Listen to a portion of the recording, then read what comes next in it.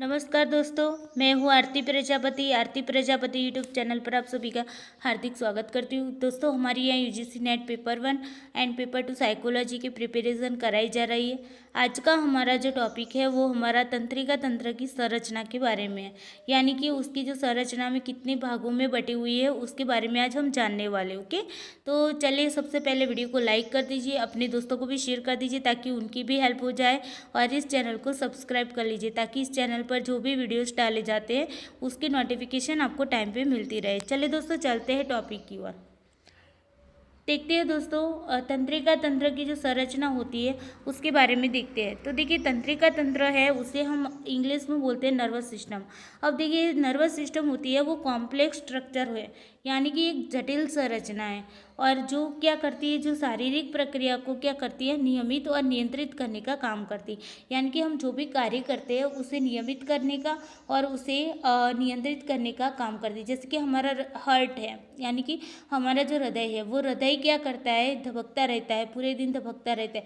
तो वो किसकी वजह से धबकता रहता है, तो वो हमारी नर्वस सिस्टम का एक पार्ट है, इसीलिए वो धबकता रहता है ना। फिर हम जो खाना खाते हैं उस खाने का पाचन होता है, तो वो सब क्या है, तो वो सब कार्य कौन करता है, वो हमारा पूरा नर्वस सिस्टम है, वो पूरा उनके जो भी पार्ट्स है वो सभी मिलकर साथ मिलकर ये सारे काम करते हैं। ओके, तो यहाँ पर जो शारीरिक प्रक्रिया होती है उसे नियमित करने का काम और उसे नियंत्रित कंट्रोल करने का काम भी ये नर्वस सिस्टम करता है। व्यक्ति के चेतन अनुभूतियों के सभी पहलुओं के लिए जिम्मेदार होता है, यानी कि हमें जो भी अनुभूति होती है उन अनुभूतियों के लिए भी ये जिम्मेदार है।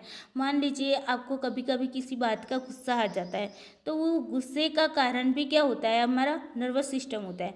फिर हम उस गुस्से को वो गुस्सा पूरा दिन तो नहीं रहता ना, लगातार तो नहीं रहता, कभी तो वो कम होगा ना, तो वो गुस्सा कम हो जाता है, तो उसके लिए भी कौन जिम्मेदार है, वो हमारा नर्वस सिस्टम है। ओके, तो कहने का मतलब है कि हमारे शरीर से जुड़ी जो भी क्रियाएं हैं, जो भी हमें अनुभूतियाँ होती है, वो सारी की सारी अनुभूतियों के सारे जो पहलू हैं उनके साथ जुड़ी है हमारी नर्वस सिस्टम। ओके, तंत्रिका तंत्र एक संगठित संपूर्णता के रूप में कार्य करता है।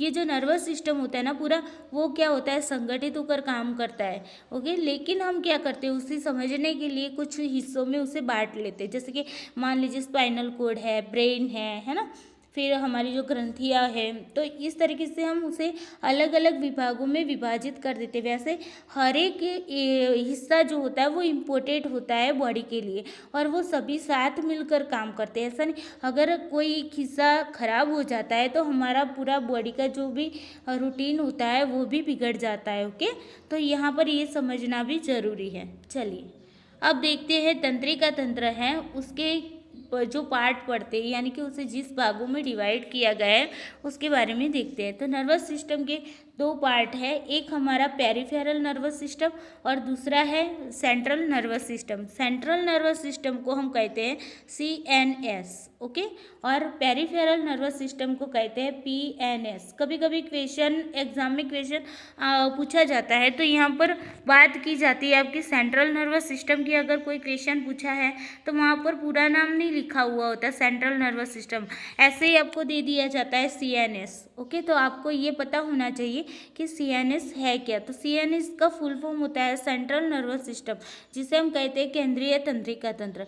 अब देखिए, परिधीय तंत्रिका तंत्र है जिसे हम कहते हैं पेरिफेरल नर्वस सिस्टम। ओके, तो देखिए सबसे पहले देख लेते हैं पेरिफेरल नर्वस सिस्टम जो है उसके दो पार्ट होते हैं, सोमेटिक नर्वस सिस्टम और ऑटोनॉमिक नर्वस सिस्टम। ये दोनों पार्ट किसके हैं, परिधीय तंत्रिका तंत्र, जिसे हम कहते हैं पेरिफेरल नर्वस सिस्टम। अब देखिए यहाँ पर ऑटोनॉमिक नर्वस सिस्टम है जिसे हम ANS कहते हैं। तो उसके भी दो पार्ट होते हैं, एक सिंपैथेटिक नर्वस सिस्टम और दूसरा है पैरासिम्पैथेटिक नर्वस सिस्टम। तो आपको ये दो नाम भी याद रखने। ओके, तो यहाँ तक क्लियर हुआ कि आपका पेरिफेरल नर्वस सिस्टम में क्या क्या आएगा। तो पेरिफेरल नर्वस सिस्टम में आएगा आपका somatic nervous system, autonomic nervous system. Okay, और ऑटोनॉमिक नर्वस सिस्टम के भी दो पार्ट होंगे, सिंपैथेटिक नर्वस सिस्टम और दूसरा होगा पैरासिम्पैथेटिक नर्वस सिस्टम। अब आते हैं सेंट्रल नर्वस सिस्टम की बात करते हैं। तो सेंट्रल नर्वस सिस्टम के दो पार्ट है, एक है ब्रेन हमारा और एक है हमारा स्पाइनल कोड। तो ब्रेन और स्पाइनल कोड जो है वो हमारा क्या है, वो हमारा सेंट्रल नर्वस सिस्टम है। और ब्रेन और जो स्पाइनल कोड है उसके अलावा का जो भी पार्ट्स है वो सारे हमारे किस में आएंगे, पेरिफेरल नर्वस सिस्टम में आएंगे। ओके, तो ये था पूरा हमारा नर्वस सिस्टम का पूरी जो भी पार्ट्स थे उसके बारे में, जो तंत्र है उसके बारे में यहाँ पर बताया गया। ओके, फिर से एक बार रिपीट कर लेते हैं ताकि आपके माइंड में फिट हो जाए। नर्वस सिस्टम के दो पार्ट है, पीएनएस और सीएनएस। पीएनएस को बोलते हैं पेरिफेरल नर्वस सिस्टम, सीएनएस को बोलते हैं central nervous system. Peripheral nervous system के दो पार्ट है, somatic nervous system, autonomic nervous system. Okay, autonomic nervous system के दो पार्ट है, सिंपैथेटिक नर्वस सिस्टम और दूसरा है पैरासिम्पैथेटिक नर्वस सिस्टम।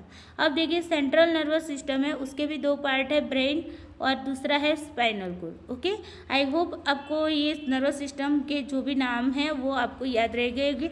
अब देखिए दोस्तों, नेक्स्ट वीडियो में हम देखेंगे, सबसे पहले हम स्पाइनल कोड से स्टार्ट करेंगे। तो सबसे पहले स्पाइनल कोड के बारे में ज़्यादा देखेंगे, उसके बाद ब्रेन पर जाएंगे, फिर जाकर यहाँ पर हम पेरिफेरल नर्वस सिस्टम को देखेंगे। ओके, तो एक एक वीडियो में हम अलग अलग टॉपिक को अच्छे से समझेंगे।